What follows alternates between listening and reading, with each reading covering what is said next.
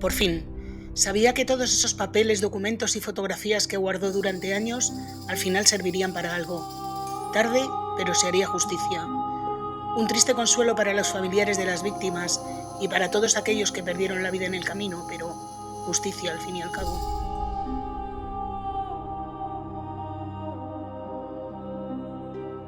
Hola, soy Julia y hoy os traigo la historia de Carl Carlsen, un hombre con una vida rodeada de accidentes y muertes inexplicables que pasó más de 20 años disfrutando de una libertad que no le correspondía. Si quieres saber más, sé bienvenido. Y una cosa os voy a decir, suscribiros a mi canal, que no os cuesta nada y a mí me ayuda un montón. No hacerlo es un acto de crueldad mental conmigo, que lo sepáis.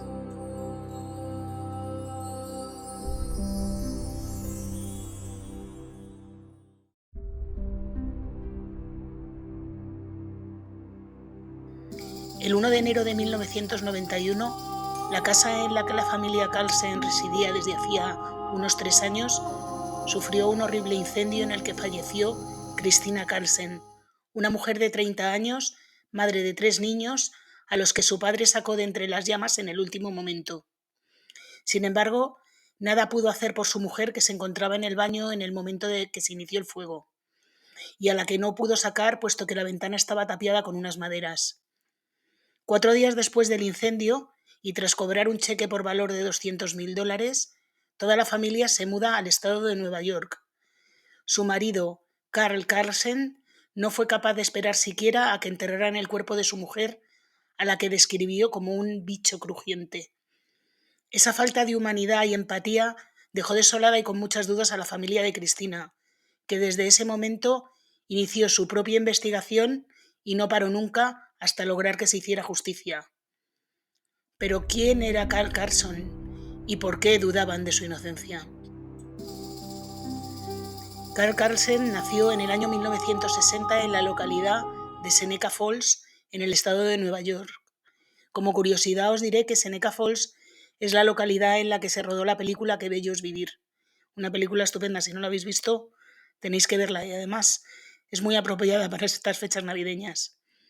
Bueno, como digo, Carlsen a los 18 años se enroló en el ejército y fue de destino en destino hasta que recaló en la base de Grand Forks, en Dakota del Norte. Allí conoció a Christina Alexander, con la que se casaría unos años más tarde. Christina había nacido también en el año 1960 en la localidad de Altus, Oklahoma, y estaba en la base de Grand Forks porque estaba casada con un cadete de nombre Alan Teigel. Cuando conoce a Carl, se enamoran perdidamente, Christina se divorcia y se casa con Carl. Aunque sus primeros años de matrimonio discurren en la localidad de Grand Forks, en Dakota del Norte, como os digo, y allí tienen a sus 2 primeros hijos, Erin en 1984 y Levi en 1985, poco después del nacimiento de este segundo niño, se mudan a la localidad natal de Carl buscando una vida mejor. Fue allí donde Carl encontró trabajo en una cantera y el matrimonio tiene a su tercera hija en el año 1987, a la que ponen de nombre Katy. Sin embargo, el trabajo en la cantera es bastante duro y no da el rendimiento económico que ellos esperaban. Así que el padre de Christina le ofrece un buen trabajo a Carl y toda la familia se muda a la localidad de Murphys, en California, donde el padre de Christina posee un negocio del que hace socio al propio Carl, además de darle empleo. La familia se instala en una pintoresca cabaña de madera a los pies de una montaña, y aunque la vivienda está un poco destartalada porque es una vivienda antigua que se construyó para los mineros de la zona, Christina logra dejarla más o menos bien.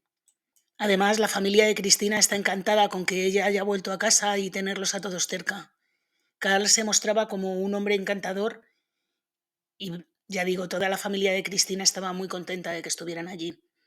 Pero pasados unos meses, Carl empezó a enseñar otra cara diferente. Tan solo un par de años después de haberse instalado en California, toda la familia tenía ya sus reservas con respecto a Carl, ya que Christina además les contaba que que su marido no se portaba muy bien con ella e incluso había llegado a darle alguna que otra paliza. A pesar de la insistencia de Colette, la hermana de Cristina, con la que se llevaba muy bien, a pesar de que Colette había insistido mucho en que se separaran, Cristina no daba su brazo a torcer. No quería que los niños se criaran sin un padre y no fue capaz de separarse. A pesar de todo, Carl parecía que se preocupaba bastante por la seguridad de su familia. De este modo, el día 12 de diciembre del año 1990, contrató una serie de seguros de vida para él, su mujer y los 3 niños. En caso de fallecimiento de cualquiera de los cónyuges, el otro recibiría una cantidad cercana a los $200.000 y los niños, cada uno de ellos tenía un seguro de vida de unos 100.000 euros. He metido estas cantidades en la calculadora de inflación y me da que a día de hoy el seguro de vida de los adultos estaría en torno a los $450.000 y el de los niños la mitad, 225.000. Menos de un mes después, concretamente el día de Año Nuevo del año 1991, la cabaña en la que vivía la familia sufrió un terrible incendio. A media tarde, mientras los niños se echaban la siesta y Cristina se estaba dando un baño para prepararse y salir de compras, las llamas envolvieron rápidamente toda la casa. Carl, que se encontraba en el exterior, acudió rápidamente primero a sacar a las 2 niñas que se encontraban en la misma habitación, las sacó por la ventana y luego fue al otro extremo de la casa a sacar a Levi exactamente de la misma manera. Por lo visto, cuando fue a rescatar a su mujer, no pudo acceder a la vivienda porque estaba envuelta en llamas y no pudo sacarla por la ventana puesto que la ventana se había roto unos días antes y estaba tapiada con unas maderas y no fue capaz de arrancar las maderas para sacar a Cristina. A Cristina se la oía gritar desde el exterior. Incluso los niños que estaban a distancia y metidos en una furgoneta, escucharon los gritos. Cuando los gritos cesaron, Carl se montó en la furgoneta con los niños y acudió no a la vivienda más cercana, sino a una que le pillaba un poco más lejos para llamar a los servicios de emergencia y a los bomberos. Cuando estos llegaron, la casa estaba ya prácticamente quemada. Tenéis que tener en cuenta que en aquella época no había móviles, todo se hacía a través del teléfono convencional, entonces entre que llegaron a la vivienda, esa que no era la más cercana, y llegaron los bomberos, pues las llamas habían acabado con todo. Así que cuando los servicios de emergencia sanitaria encontraron a Cristina, no pudieron hacer nada más que certificar su muerte en el mismo lugar en el que la habían encontrado. La autopsia determinó que Cristina había fallecido por inhalación de humo. Así que la compañía con la que había contratado el seguro de vida no puso ninguna pega para entregarle un talón con los $200.000 que os comenté anteriormente, y con ese dinero, y antes de que se produjera el entierro de su mujer, Carl y los 3 niños se fueron a Nueva York. El investigador del seguro que se hizo cargo del caso veía muchos indicios de que aquel incendio hubiera sido provocado. ¿Por qué digo esto? Porque las circunstancias en las que se produjo el incendio eran muy, muy raras. Por lo visto, Carl contaba que en medio del pasillo había un cubo de unos 5 litros de queroseno que Cristina había dejado en el pasillo porque ella pensaba que era agua. ¿Qué digo yo que eso olería? No sé. Creo que el queroseno debe oler como la gasolina, pero bueno, ella pensaba que era agua. Que tampoco le veo yo mucho sentido dejar un cubo de agua en medio del pasillo, pero bueno. El caso es que dejó el cubo de agua en medio del pasillo y el perro de la familia jugando lo derramó. Y claro, como todas las casas americanas, sobre todo las de aquella época, tenían moqueta en el suelo, pues el queroseno empapó completamente la moqueta. La chispa que provocó el incendio, por lo visto, fue porque Carl se había dejado olvidada una linterna de estas que tienen como un recubrimiento metálico alrededor. La había dejado accidentalmente encima de la moqueta y con el calor, por lo visto, el queroseno prendió. El accidente era raro de narices. Además, Carl estaba convenientemente fuera de la vivienda cuando pasó todo. A pesar de estas dudas del investigador del seguro, la compañía no contaba con medios suficientes como para poder continuar con la investigación y, sobre todo, pagarle una estancia y un viaje de varios días en Nueva York. Así que lo dejaron como accidente y le dieron el talón a Carl, sin poner más pegas. Cuando la compañía de seguros y la policía cerraron el caso como un fatal accidente, la familia de Cristina se indignó bastante y decidieron seguir la investigación por sus propios medios. Y aunque recalaron un montón de pruebas, incluso hay un vídeo en el que se ve cómo los primos filman la casa, muestran todas las escenas donde ocurrieron los hechos, todo, no consiguieron reabrir el caso. Carl, por su parte, cuando llegó a Nueva York, le compró a su padre una granja que poseía en los alrededores de Seneca Falls y montó un negocio de cría de caballos de tiro belgas, que por lo visto son unos caballos muy grandes que sirven mucho para ese tipo de labor. Y que digo yo que en 1990, ¿quién tiene caballos de tiro existiendo tractores? Pero bueno, yo qué sé. ¿Quién soy yo para saber de caballos de tiro? No sé nada, de hecho. Bueno, el caso es que 2 años después de la muerte de Cristina, Carl se volvió a casar con una mujer de nombre Cindy Best. Adicionalmente, Carl había hecho unos seguros de vida para 3 de sus caballos, que él aseguraba que eran los caballos más grandes del mundo, por valor de entre 80.000 y 100.000 dólares cada uno, que según la calculadora de inflación, en la actualidad equivaldrían a entre 180.000 y 205.000 dólares. Curiosamente, o no, poco tiempo después de contratar el seguro, el establo en el que se encontraban los caballos ardió y los 3 caballos murieron. Así que nuevamente, accidente, nuevamente Carl volvió a cobrar el seguro de vida de los caballos. Que no sé si es un seguro de vida, no sé si a los caballos se les puede hacer seguro de vida, pero bueno, el seguro. Cuentan sus hijos que durante este tiempo, como Carl ya no podía pagar su mal humor con su mujer Cristina, porque había fallecido, pues se dedicó al maltrato físico a los niños. La tenía especialmente tomada con el pobre Levi, que sufría palizas, incluso con palos, cada 2 por 3. Los 3 niños tenían una relación horrible con su padre, pero especialmente el niño. Así que Levi, a los 16 años, se marcha de casa, sin que el padre haga nada por impedirlo. Levi era un niño bastante rebelde, que no me extraña, por otra parte, y tenía unos hábitos de consumo de todo tipo de sustancias que tenían muy preocupada a la familia. A las hermanas, porque básicamente el padre pasaba bastante. Bueno, el caso es que a los 18 años corrige un poco su conducta y conoce a una chica de nombre Cassie con la que se casa muy poco tiempo después. La pareja tiene 2 niñas, pero 5 años después del matrimonio se separan. Aquello fue un golpe durísimo para Levi, que tuvo un divorcio horrible y que mantenía una relación prácticamente nula con su exmujer. Toda la familia tenía miedo de que volviera a caer otra vez en esa espiral de autodestrucción en la que entró cuando se fue de casa. Sin embargo, contrariamente a todo lo que habían pensado, Levi encontró un buen trabajo y en el año 2008 tenía una vida bastante asentada. Incluso empezó a recuperar la relación que había perdido completamente con su padre. Visitaba a sus hijas con regularidad y mantenía una relación bastante estrecha con sus hermanas. Con 23 años parecía que Levi tenía su vida bastante encauzada. Fruto de este acercamiento a su padre, ambos empezaron a trabajar juntos en la rehabilitación de algunos vehículos antiguos que el padre tenía en su finca. Y además, después de trabajar juntos y de estrechar lazos, el padre convenció a Carl de que para proteger a sus hijas y debido a un problema de salud que Levi tenía, padecía una enfermedad que le impedía tragar alimentos sólidos, un trastorno que se conoce con el nombre de acalasia. Bueno, digo que esto le ponía muchas veces en riesgo su propia vida porque podía sufrir atragantamientos fatales. Así que Levi no dudó en hacerse el seguro de vida que le pedía su padre.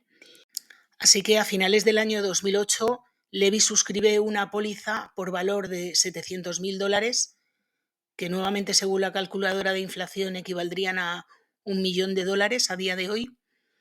Suscribió un seguro de vida cuyo único beneficiario era su padre.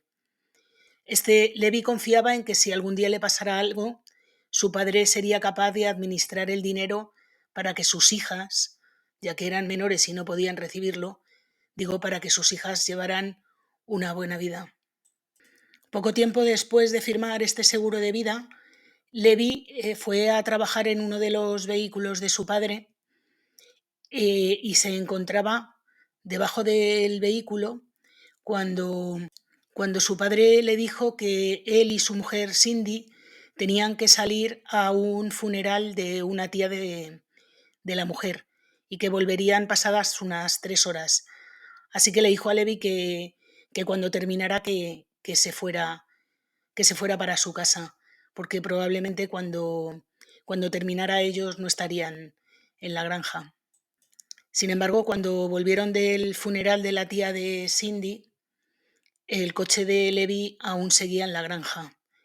Esto extrañó mucho a Carl, que pensaba que su hijo tenía que haber terminado hacía bastante tiempo, y fue al establo donde se guardaba el coche a ver cómo seguía su hijo. Y cuando llegó, se encontró el coche encima del cuerpo de Levi, del que solo sobresalían las piernas, puesto que por lo visto se había caído el gato hidráulico que lo sostenía. Al coche le habían quitado las ruedas para poder trabajar mejor en él, por lo que al caer del gato aplastó a Levi. Carl le dijo a Cindy que llamara corriendo a las emergencias mientras él trataba de sacar el cuerpo de su hijo de debajo del vehículo. Cuando llegaron las asistencias no pudieron hacer nada por salvar la vida de Levi, que tenía el pecho completamente aplastado. Nuevamente, las investigaciones del seguro concluyeron que había sido un fatal accidente y no dudaron en entregarle a Carl los $700,000 que le correspondían del seguro de vida de su hijo. Sin embargo, inexplicablemente, Carl le dijo a la familia que el seguro de vida que tenía contratado su hijo apenas había dado para cubrir los gastos del sepelio. Sin embargo, Carl rápidamente empezó un negocio, otra vez un tanto surrealista el negocio. Se dedicó a comprar patos para venderlos a restaurantes. Cuenta su mujer que compró entre 10.000 y 20.000 patos. Este señor sabía de patos lo mismo que yo, o sea, nada. Por lo visto, los patos se le morían por decenas cada día, además de que costaba un pastizal alimentar a tanto pato. Y además del negocio este de los patos, se dedicaron a hacer viajes por todo el mundo y a comprarse coches nuevos cada año. Así que con este nivel de gastos, cuando pasaron 3 años desde que había recibido el dinero, a Carl prácticamente no le quedaba nada.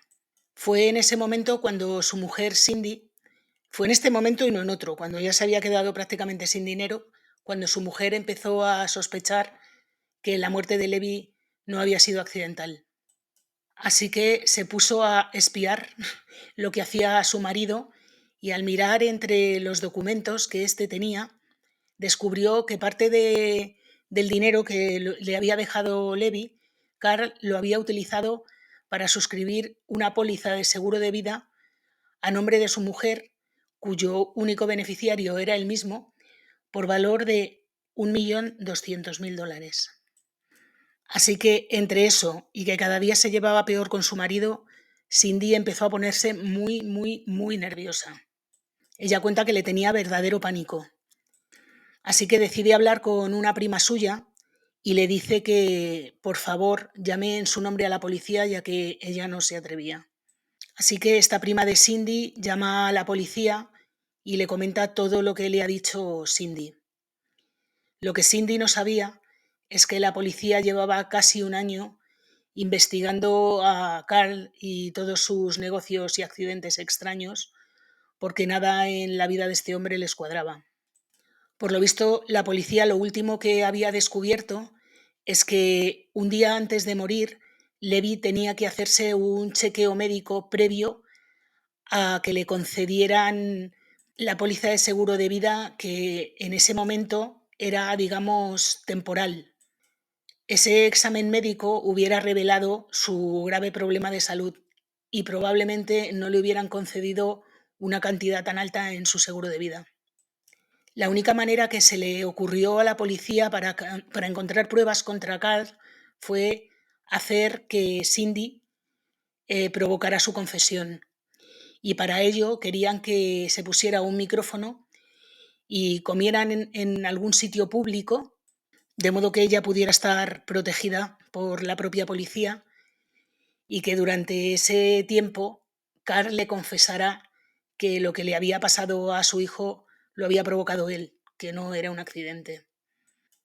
Así que Cindy, muerta de miedo, le dijo a Carl que fueran a comer a un restaurante y allí sacó la conversación de Levi, donde Carl le confesó que si bien él no había provocado el accidente, sí que se había beneficiado de su muerte. Esto fue suficiente para que unos días después, concretamente el 24 de noviembre del año 2014, Carl fuera detenido y llevado a comisaría. Durante los interrogatorios, que duraron cerca de 10 horas y que en realidad no fueron interrogatorios formales porque a Carl nunca le dijeron que no se podía ir de la comisaría. Él estaba ahí declarando voluntariamente, sin la asistencia de un abogado, eso sí. Bueno, pues durante estas 10 horas que duró la confesión, entre comillas, de Carl, cambió su versión de los hechos en 3 ocasiones. En la primera de ellas dijo que cuando llegaron del funeral fue cuando se encontraron a Carl bajo el coche. Luego contó que no, que se lo había encontrado antes de salir al funeral, pero que se puso nervioso, que necesitaba tiempo para pensar y que por eso no llamó a emergencias. Y en la tercera versión dijo que justo antes de salir al funeral, Levi, que estaba debajo del coche sujeto por un gato viejo y sin ruedas, le dijo que por favor le ayudara quitando la palanca de cambios para trabajar mejor en algo debajo del coche. Y entonces Carl, que no era una persona pequeña, se subió en el coche y entonces el gato cedió y el coche aplastó a Carl. Aún así, el hombre se fue al funeral porque nuevamente se puso muy nervioso y no sabía qué hacer. En ese momento la policía le dijo a Carl que si hubiera levantado el coche que le había caído a su hijo no habría muerto, porque su hijo no falleció por aplastamiento, sino asfixiado. Así que si Carl hubiera levantado el coche en el momento en el que cayó, probablemente Levi no hubiera fallecido. Durante el tiempo que Carl estuvo en comisaría, más de 20 agentes acudieron a las viviendas de familiares y conocidos de Carl a ver si alguno podía aclararles algo sobre el accidente que había tenido Levi. No se habían atrevido a hacerlo antes porque no sabían realmente si alguno avisaría al propio Carl de que le estaban investigando. Tiempo después, durante el juicio, el propio hermano de Carl dijo que a nadie de la familia le extrañaba que le hubieran detenido, porque no era precisamente el miembro más popular de esa familia. Digamos que todos llevaban muchos años sospechando de él y sus accidentes. Carl fue inmediatamente detenido y acusado de asesinato en segundo grado y de fraude al seguro. En ese momento, la familia de Carl, bueno, las dos hijas, Katy y Erin, acudieron a la vivienda familiar a ver si encontraban algún documento. Y una de las cosas que encontraron fue un papel garabateado por Levi, en el que se decía que si en algún momento tenía un accidente o le pasaba algo y tenía que estar conectado a una máquina de soporte vital, que por favor le desenchufaran, que él no quería vivir así. Y era un documento firmado en el que hacía a su padre responsable de que se llevara a cabo esa acción. Es decir, que Carl se había asegurado de que si el pobre Levi sobrevivía al fatal accidente con el coche, pues y quedaba mal, pues nada, directamente que mejor falleciera, porque si no el hombre no iba a poder cobrar el seguro de vida, claro. Y las hijas de Levi iban a quedar desamparadas, que es que hay que ver. Además, encontró también que el propio Carl había contratado 2 seguros de vida para sus nietas, las hijas de Levi, por valor de $350.000 cada una. que a día de hoy equivaldrían a unos $500.000 cada una. O sea que yo creo que si no le hubieran procesado por lo de Levi, estas niñas ahora mismo no seguirían con vida. Después de muchas investigaciones y ciertos problemas que tuvo la justicia por validar las grabaciones y el interrogatorio que le hicieron en comisaría, este que se hizo durante tanto tiempo y sin abogado, en el que además él dijo que tenía problemas en la espalda, que le dolía mucho y que era en aquel momento lo único que quería salir y que dijo cualquier cosa para quitarse a la policía encima. Bueno, digo que al final el juez sí que validó estas declaraciones y el día 16 de diciembre del año 2013 fue declarado culpable de la muerte de su hijo y de fraude al seguro y condenado a 15 años en prisión. Eso sí, dejó abierta la posibilidad de apelar la decisión. Aunque lo hizo, no sirvió absolutamente para nada. Sabiendo todo esto, la familia de Cristina avisó a las autoridades de California explicándoles todo lo que había pasado y apremiándoles a que reabrieran el caso de Cristina, algo que hicieron. Para ello fue de gran ayuda toda la documentación que el investigador del seguro se había llevado a su casa después de jubilarse en el año 2000 y tenía 2 cajas con toda la información que había recopilado del incendio fatídico en la casa en la que vivía la familia en California, y aquello fue la base de una investigación, esta vez en condiciones, para poder llevar a juicio a Carl. Además, un vídeo que habían grabado los primos de Cristina después del incendio sirvió también como base para demostrar que las tablas que habían tapiado la ventana se podían quitar simplemente tirando de ellas. Estaban clavadas con clavos, pero simplemente tirando esto hubiera salido. Lo que pasa que pues no lo hizo. Según declaraciones de su propia hija, Erin, la hija mayor, que acudió como testigo al juicio, contó que cuando su padre tenía a los 3 niños dentro de la furgoneta y salió a la casa a rescatar a su mujer, se limitó simplemente a dar pataditas en la pared del baño por la parte de fuera, pero que en ningún momento tiró de las tablas. Y por lo visto, además, no acudió a la vivienda corriendo, sino que lo hizo con una parsimonia que estaba poniendo a su hija enferma.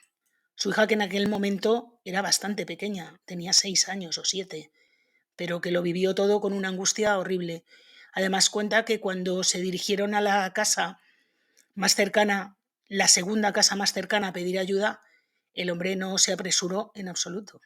Pues con todos estos datos de los testigos y todo el material que aportó el investigador, que entre otras cosas contó que sobre la alfombra no se había vertido queroseno una vez, sino 2 veces, y que era bastante difícil que con la bombilla se hubiera prendido fuego al queroseno, que esa bombilla no daba calor suficiente como para prender, pues digo que con todos estos datos, el juez del caso condenó a Carl a cadena perpetua, sin posibilidad de condicional. Hay que decir que este juicio, además de los testimonios de los familiares, se llevaron también pruebas de fraudes a seguros desde antes de lo de Cristina. Por lo visto, Carl ya en el año 86 se había comprado un coche carísimo que había asegurado por un pastizal y que quemó, y por supuesto cobró el seguro del coche. Vamos, que quemó, que el coche se quemó accidentalmente, aunque claro, se sospecha que el que lo quemó fue él. Hay que decir también que el juicio por la muerte de Cristina se prolongó desde el año 16 hasta el año 2020. Sufrió un montón de retrasos por todas las pegas que puso la defensa y luego por el tema de la enfermedad del bicho, que lo retrasó hasta el año 2020. Pero bueno, finalmente Carl fue condenado. Así que una vez que termine de cumplir su condena en Nueva York, que se calcula que la primera posibilidad de libertad condicional será en el año 2027, si se la conceden, en ese momento será extraditado a California, donde terminará de cumplir su cadena perpetua. Así que sí, por fin, 20 años después, se hizo justicia con Cristina y 4 años después con su hijo, que es alucinante este caso. Es increíble cómo una persona puede acabar así con la vida de su propio hijo. A ver, lo de su mujer es horrible, lo mires por donde lo mires, y una forma así de morir tremenda. Bueno, la del hijo tampoco es que sea muy piadosa, pero, pero lo de matar a tu propio hijo me parece alucinante. Y bueno, lo que han tenido que sufrir esos niños, que según ellos, los tres estaban convencidos, pero especialmente la mayor, Erin, que fue la que lo vivió más de cerca porque era la más mayor, estaban convencidos de que el incendio había sido provocado y que su padre lo había hecho todo por cobrar el seguro.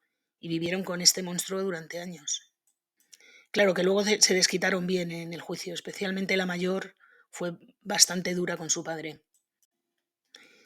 Y hasta aquí el caso de hoy. A partir de ahora voy a hacer una pequeña valoración sobre una de las personas que participan en el caso, una persona clave realmente en el caso, pero a mí me parece que tiene un comportamiento horroroso. Y bueno, si os ha gustado el caso, suscribiros, dadle a like, activar la campanita y comentarme todo lo que queráis. Y bueno, no os perdáis mi valoración que viene a partir de ahora. A ver, al margen de que hacer justicia después de 20 años, aunque sea justicia, es una justicia de aquella manera, porque si se hubiera investigado el caso como debía en su día, tal y como dijo el padre de Cristina durante el juicio de su hija, si se hubiera hecho lo que se tenía que haber hecho en su día, su nieto no hubiera muerto. Pero al margen de todo esto, que ya es bastante grave, el papel que juega la segunda mujer de Carl en todo esto, a mí me parece un poco alucinante. Es decir, ella cobra el seguro de los caballos, no sospecha, porque según ella no sabía cómo había muerto Cristina. Vamos a ver, o sea, tú te casas con un viudo que sabes que es viudo y no sabes cómo ha muerto su antigua mujer. A mí esto me parece un poco surrealista, pero bueno, vale, no lo sabías. Se queman los caballos, se mueren, cobras el seguro y unos años después se fallece el hijo de tu marido en unas circunstancias rarísimas nuevamente, cobras un seguro de $700.000, os lo fundís en 4 años cuando se supone que este dinero tenía que estar destinado a sus nietas, os lo fundís, tú no dices ni Pamplona, y cuando se acaba el dinero, entonces ya justo ahí, es que estoy empezando a sospechar que este hombre no es tan transparente como parece. Es que lo mismo, estas muertes no son un accidente. Mira, de verdad, bonita, a mí todo esto me parece un poco de aquella manera. Ahora no me vayas de víctima muerta de miedo porque no cuela, ¿eh? No cuela. Y aunque es verdad que sin su grabación, sin su testimonio, sin su tal, probablemente todo esto no se hubiera resuelto, también es verdad que se aprovechó, y exactamente igual de Carl, de las muertes de los caballos, que sí, qué pena, por favor, es horrible, pero sobre todo de su hijo, que eso sí que es alucinante. Y bueno, ahora sí termino. Que me digáis lo que pensáis, si creéis lo mismo que yo de Cindy, o sin embargo si pensáis que es una víctima que vivía completamente engañada por su marido, y también qué pensáis de que se haya hecho justicia pasados 20 años. Bueno, que no me enrollo más. Acordaros de suscribiros y de darle a la campanita y el like y todas estas cosas. Muchas gracias por verme y hasta la semana que viene.